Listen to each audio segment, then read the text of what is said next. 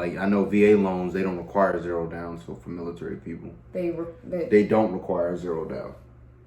You mean? They don't require you to put money down on the house. There we go.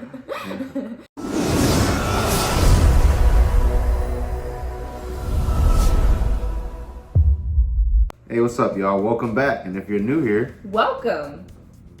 Cool. All right. Yeah, let's go with that. So we, as you all know, not too long ago, like, was it about a week ago? Yes. We officially moved into our new home. Yes. It's been a very kind of challenging thing going on. You know, I hate moving, so packing and then loading the truck up and then moving and then unloading the truck and then unpacking, and we're still unpacking.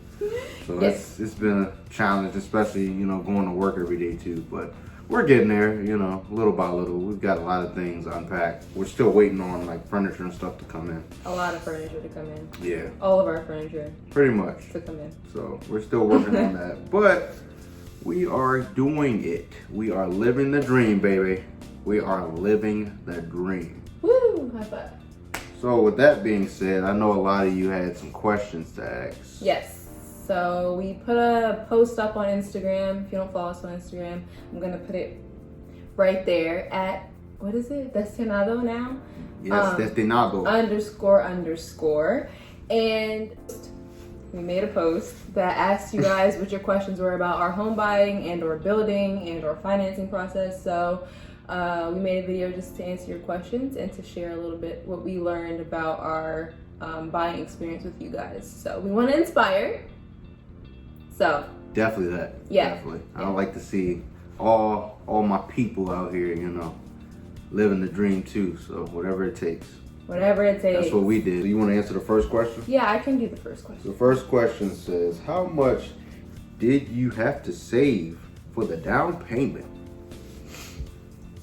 Did you want to give exact numbers? Well, let's put it this way. Give an example or something. Okay, so there are different kinds of loans. You can do conventional, you can do FHA, you can do VA for military people. So there's different kinds of loans that have different requirements. And also there are different programs in whatever state you live in, I'm sure, that are there to help you with down payment assistance and closing costs. With that being said, for us specifically, we use an FHA loan, and for FHA, they only require you to put 3.5% down. So this is 3.5% of the purchase price of your home, which for us, roughly around $10,000. Mm-hmm. Let's say around $10,000. So for the down payment, yeah, that's about right. So the next one is, did you need to have a down payment? Oh, well, to answer that question, yes. You do need to have a down payment for our case. But like I said, there are certain situations where they'll take a zero down.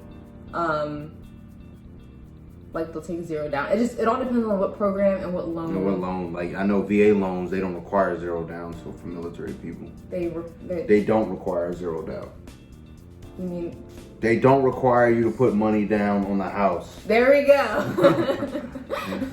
Yeah, so for VA, you can do a zero down purchase. Yeah. But like I said, it all depends on what loan program you're looking at and which one is most suitable for the purchases that you're trying to make. Mm-hmm. I would do the research on the kind of loan that works best for you, because for VA, we wouldn't qualify because neither one of us are in the military or have a military background. So just pick a loan based on what's best for your circumstances. Yep. Yeah. Pretty much. Okay. Next one is, what are some pitfalls to avoid when building a house? For building, the only thing I can really think of, because having a brand new home is such an amazing thing. You have home warranties, you have structural warranty. Yeah, structural warranties. All this stuff, because it's when you buy a brand new car, you have 10-year powertrain warranty, 5-year bumper to bumper, stuff like that. Yeah, so it's kind of like that. So when you buy a brand new house, you get the same similar treatment in that if anything's wrong with the house up until a certain amount of years or whatever, they'll fix it for you and you won't necessarily have to pay for it. So that's one of the, advantages. And I would say the only disadvantage about building is that there's so many like different options, and the upgrades add up super, super, super quickly. Yeah, it'll blow your mind with the amount of things you can get added on. And yeah, trying to design your own home is a challenge too, because when there's so many things that you might want, and then you're like, do I need this? Do I want this? Like, it's a lot to take in. So I would definitely say take your time with it, because people can get real frustrated and stressed out trying to figure out how they want, their house to be built. For one thing, it all depends on what kind of house you want. Like, I know a lot of people probably would want a basement.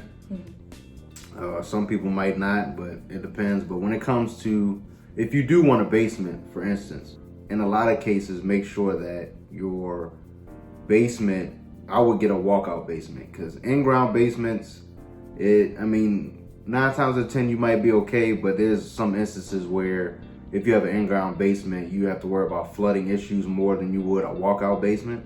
And that's one of the things I didn't want to worry about, or we didn't want to worry about, and the fact that we didn't need a basement to begin with. I don't really like in-ground basements, because those are the ones that mostly have those problems with floods and stuff like that. So be on the lookout for that, depending on where your lot is, depending on where you want the house built. Check over everything. Check on how the plumbing is going to be ran, electrical, all that. Check all that stuff out, because that'll determine, what can happen down the road with your house. And then in the interior, like Lee was saying earlier, you kind of want to make sure you take your time with the process, especially if it's like you and your significant other, or you and a family member that are looking to purchase a house together. You might not have the same idea of what you want the kitchen to look like. Like, I liked all white kitchen. Lee did not care. So I pretty much got my way in that. But when you are taking into consideration the opinions of others, it gets frustrating. It causes arguments, it causes disagreements, it causes, like you said, frustration. So just take your time, what you want, and don't let the upgrades like bury you, because they will. You can get it like stock and then upgrade as you go. Like, for example, hardware. You can get whatever hardware they give you and then, build onto that as the years go on by yourself. You don't necessarily need to use their upgrades. You can do a lot of the stuff yourself, or if you know family that do handiwork, you can do it that way as well. The next question was, what was the most eye-opening part of the process? The amount of money that goes into everything. Yeah, you really got to do the numbers, and that's another thing. You definitely got to do the numbers. Oh, sir.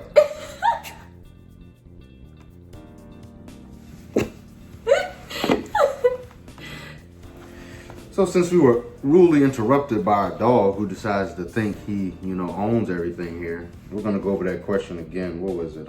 What was the most eye-opening part of the process? Yeah. You said something about money, didn't you? Oh, yes. The most eye-opening part of the process for me was the amount of money that you need. And it's not a lot when you think about it, when you sit and actually think about it. But so basically for the process, like, you find a house or a site if you're doing a new build, and you put this money down, and it's called an earnest money deposit. Basically, if you're buying a already in the ground home, the earnest money deposit is telling the seller, hey, I'm serious about this house. I want to go into contract with this home, and I have every intention of buying it, once this 30-day escrow period is through. Yeah, and that's money you didn't even think you would have to just give them right then and there. Right, and if it's a new build, then you would do that earnest money deposit at whatever point in the building process you come in. So, like, if you come and you buy or you want to purchase a plot of land and build a house on it, then you would do that. You'd be like, hey, I want this land. Here's my earnest money deposit, and then they would continue on with the building process and all that kind of stuff. So that's one of the things that I wasn't expecting, because you hear about, oh, you need down payment and you need closing costs, but the earnest money deposit is just as important, and it's a different cost. Now, at closing day, or when you go to settlement, you use that money to go towards your down payment / closing costs, whatever it is. It's kind of like a deposit. It's like when you pay your security deposit for a rental property, like, you're like, here's my $1,400 for the security deposit, and you end up coming up with like a first month's rent, which if it's $1,400, then it'll be $1,400 then. With this money, you don't necessarily get it back, but it's applied towards your total amount of funds that you need to come up with at closing. So that's the good part about it. But you have to have that like up front when you're ready to make a move. That's like when they say money moves, that's the money that makes the moves right there. Mm-hmm. That's the money that makes the moves. Absolutely. What's the next question? So the next two questions are kind of basically the same thing. Mm-hmm. One of them is, did you go through a realtor? And the other one is, how did you find a realtor? So, Okay. So yeah, we did go through a realtor. Yes. And the realtor kind of found us. We just, when it came to purchasing the home, I guess it was just one of the realtors that was in our area who helped us out through the process. We didn't particularly look for anybody, in particular, but the realtor kind of just found us. It all depends, You can go look for your own realtor if you want, but we kind of just went with the flow on everything. Yeah, we honestly did go through, because we were looking at several so our community is brand new. This is their maybe third or fourth phase, and they're still building, so they're going to be building for the next year or so. But we were looking at several different houses and land in this area. So we found this community, and we're like, we want a brand new build. That would save us so much money in long term. And by long term, I mean for the term of our warranty. So we were definitely thinking about a new build. Then we found this community that was building, and then somehow we got put in contact with our real estate agent, who was amazing, by the way. And I also did get a question, it wasn't through our post on Instagram, but someone asked me, why is it that we didn't use my aunt or my other aunt, because I actually have two aunts that are real estate agents, and I was asked, why didn't you use either of your aunts as your real estate agent? And it's a very funny story, but to keep it short, I don't know. I couldn't tell you. But our real estate agent was amazing, and they're just gonna leave it at that. But I wouldn't go into buying a house as a new home buyer without a real estate agent. And without a real estate agent that is on your side. Someone who actually cares about your needs and your wants and that kind of thing. Because Leah and I said before, we did not necessarily want a basement in ground. There were certain things that we had to have. We wanted to have a 2-car garage. Well, actually, that was one of the things that Lee wanted. It was if it wasn't a 2-car garage, he wasn't even gonna consider a floor plan or a house without a 2-car garage. So that was one of his big things for me. I just wanted a second bathroom, honestly. That was my only make or break. Because in the condo we had 2 bedrooms and 1 bath, and it was a pain. But I just wanted a second bathroom, and he wanted a 2-car garage. And after that, we were just that's all of our must-haves.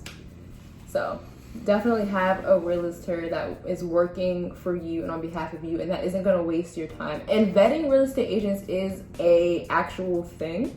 If you don't like the one you're working with, if you haven't signed a contract with them yet, you can be like, hey, we found someone else we want to work with, and thank you for your time. So don't feel bad. Have someone that's advocating for you, and don't go through the process without a real estate agent if you are a new first-time home buyer. Okay, that's it. That's all I have. Next question. Well, the next one isn't really a question. What does it say? It just says, not a question, but I'm so proud of you guys. Oh, thank you. And then the next one says, how hard was it to get a loan? How hard was it to get a loan? Not that hard. No, surprisingly, it really wasn't. It really wasn't compared to what we thought we had to go through to get a loan. Yeah, because people that I've talked to, because I put my feelers out there. I want to know, hey, how'd you buy your house? People thought I was just the craziest person for thinking I could get married and buy a house all in 1 year. And look at us now. We get married in less than a month, and we're already in our new home. So I don't think that it's hard per se to get approved for a loan, as long as you're not super delinquent on anything. You don't have a rack of consumer debt. I mean, debt is debt. Most middle class working people have debt. It is what it is. I have student loan debts. Lee does, but mine are extensively higher than his. And we were still able to get approved. So it's not a matter of how hard is it? It's just you need to be responsible money-wise, and it has to show on your credit report. So our scores weren't the highest. Both of our scores were under 700, and we still got a really good interest rate. our interest rate is like below 3%. So that's really good for considering, you know what I mean? Yeah, I think for our loan though, we only had to have at least a 640, so we were definitely, good there. I think FHA was 640, VA was 680 or something like that. And yeah.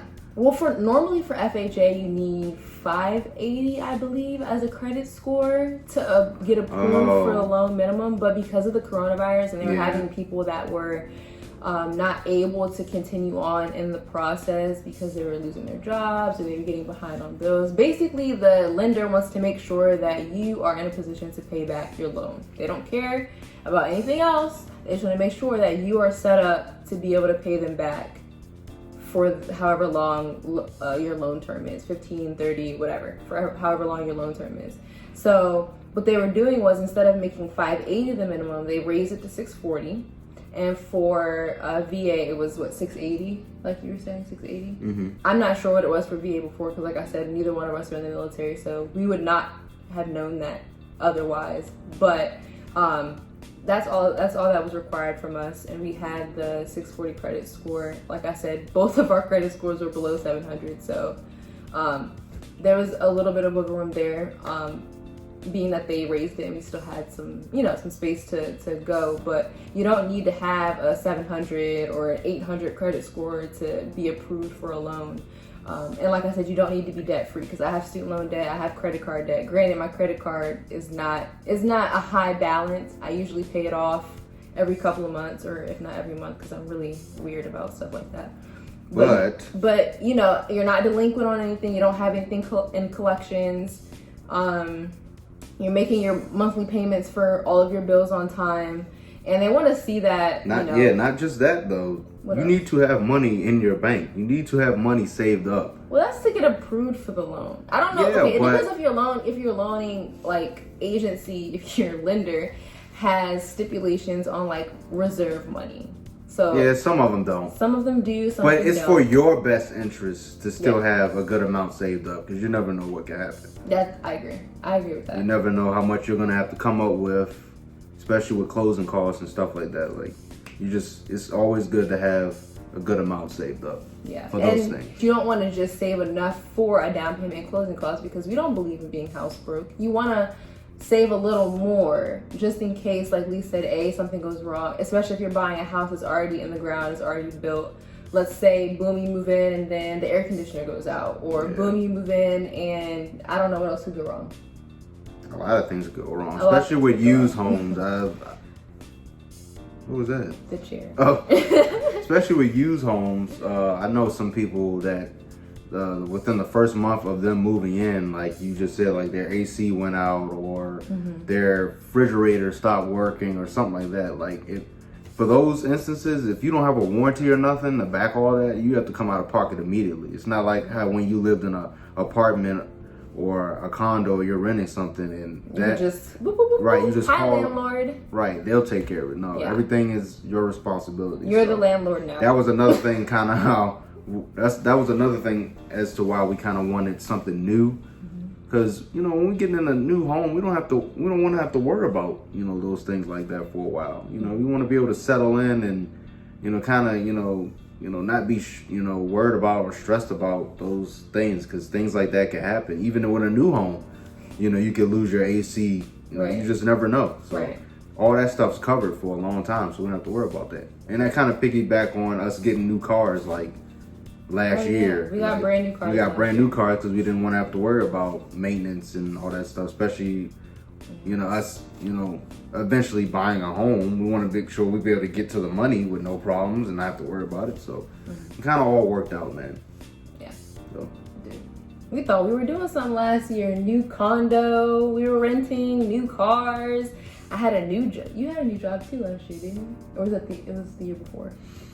I think the year before. I think it was the end of the previous year. But last year we thought we were doing something, and God was like, hold up, I got something more for you. Pretty much. So all right. what's the next question? Next one was, this isn't a question either. It just says, I don't got any questions, but congratulations, girl. This is huge. I guess that's for you. And then The last one, what does that say? The last one says, why ain't y'all been on duty lately? Oh my God. Because we've been moving, Yes. packing and moving. We have not been on Call of Duty lately because we didn't have no Wi-Fi, and we've been packing and moving. And sending them pay stubs the day before closing, okay? Right. They look at your stuff all the way up to closing, so please, if you get into a contract and you're going towards escrow, towards your settlement date, do not do anything with your job, your bank account. Don't spend a large amounts of money. Don't spend no money, not large amounts. Don't spend nothing. If it ain't in your regular bills or in your regular schedule or groceries, don't do it. Just they look at all that. Save yourself the and that hassle. can definitely stop you from getting in the house. Yeah, they look at all that stuff. And don't change jobs. If you must, just wait. Just wait till you close. Then the next day, say I quit, and then start your new job next week. Do what you gotta do, man. Hey, do what you gotta do. Yeah, don't do that. I mean, they look at your employment. Oh, and this is one other thing that someone asked me. It wasn't in the questions that we got from Instagram, but someone asked me about employment. Is it actually true that you need 2 years of consistent employment? No, you don't. Answered it. You could be fresh out of college and just got a job and get approved for a loan.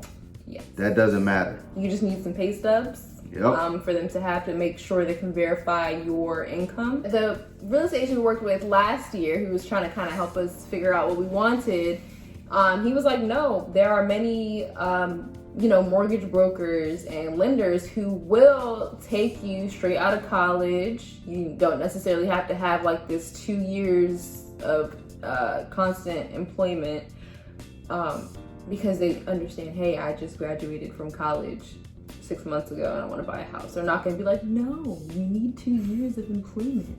They're not going to say all that. So you'll be okay. You'll be okay. Yeah, you'll be okay. Save your money. Make sure you're making your payments on time. What else advice do you have? Don't settle. I was about to say, don't settle. Just take your time with it. But also don't be overly picky. You're gonna get maybe 80% of the things that you absolutely want in a house. And then that other 20%, you can either let it go or you could find alternatives, like ways to combat that. If you're gonna buy something that's already in the ground, just have money saved just in case something goes wrong. Not saying that there will be anything wrong with the house, just in case. That protects you from, going into debt and being house broke. Being screwed over. Fix stuff. Yeah, you don't want that. And that was our main reason why we wanted something new.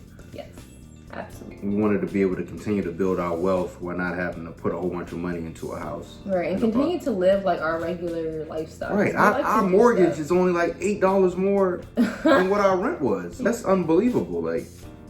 Yeah, we're not. I mean, we were trying to get something that benefited both of us, and something that we both liked and could agree on, and also at the same time trying to, stay within a budget as well. We didn't want no huge mortgage or nothing like that. We wanted to still be able to live our life just the way we normally would, still go out, travel, all those different things, and still not having to pay a lot of money just to live somewhere. Right. We actually got approved for well over what we spent to buy this house. So live below your means because it will pay off in the long run. You don't have to. My thing is that the cheaper the loan, the faster you can pay it off too. Yeah, that too. How awesome would it be to have a paid off home, still in your 30s, 40s, Mm-hmm. That's our goal, and that's what we're gonna do. So. Yeah. I think that's all I got. If you guys have any other questions, drop them in the comment section below. Make sure you give us a thumbs up. Subscribe to our channel. Turn on that bell notification so you know when we post more videos. Hopefully, we'll get a good chunk of our furniture this upcoming week, so we'll be able to do a semi-furnished house tour. Yeah, I think the only other thing, there's only one other big thing that we're waiting for that won't be here for another month or so, but for the most part we can show you the things that we have. So follow us on our journey, and if you have any questions, like I said, comments or whatever, just leave them below, and we're very responsive. So, thanks for watching. Toodaloo. Bye.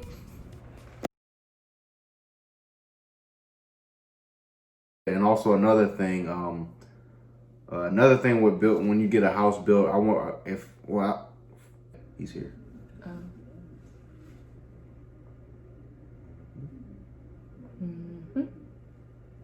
Yeah, so the most eye-opening process. And what else was I gonna say?